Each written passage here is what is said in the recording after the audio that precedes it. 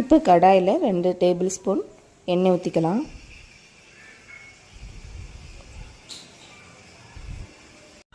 பூண்டு, வரமிளகாய், புளி, வெங்காயம் எடுத்து வச்சுருக்கேன்.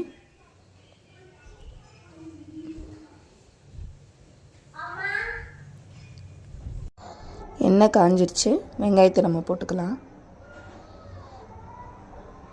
வெங்காயம் நல்லா வதங்கட்டும்.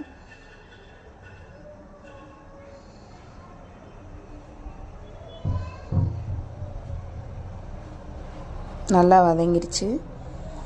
இப்போ நம்ம வரமிளகாயும் போட்டுக்கலாம்.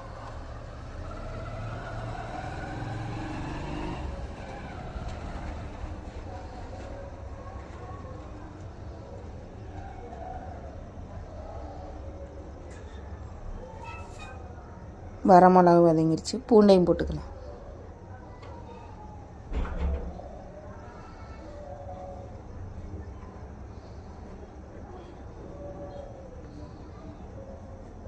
பூண்டையும் போட்டு நல்லா வதக்கிக்கலாம்.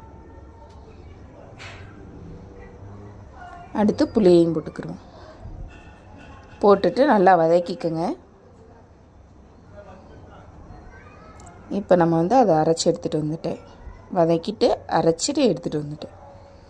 இப்போ ஒரு பேனில் கடுகு போட்டு கடுகு பொரிஞ்சதும் கருவேப்பிலை போட்டுக்கலாம். நம்ம அரைச்சிட்டு வந்த பூண்டு விழுதை போட்டுக்கிடுவோம். போட்டுட்டு நல்லா வதக்கிக்கலாம்.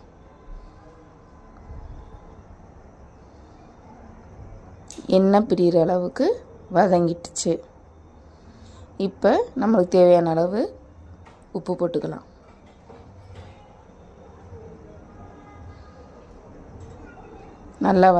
நல்லா கிண்டி விட்டுக்கோங்க. நல்லா கிளறிட்டு எண்ணெய் பிரிஞ்சு வந்துருச்சு. இப்போ நம்ம பூண்டு சட்னி ரெடி ஆயிடுச்சு. நம்ம இதை தோசைக்கு மசால் தோசையும் செஞ்சு சாப்பிட்டுக்கலாம். இட்லிக்கும் தொட்டுக்கலாம்.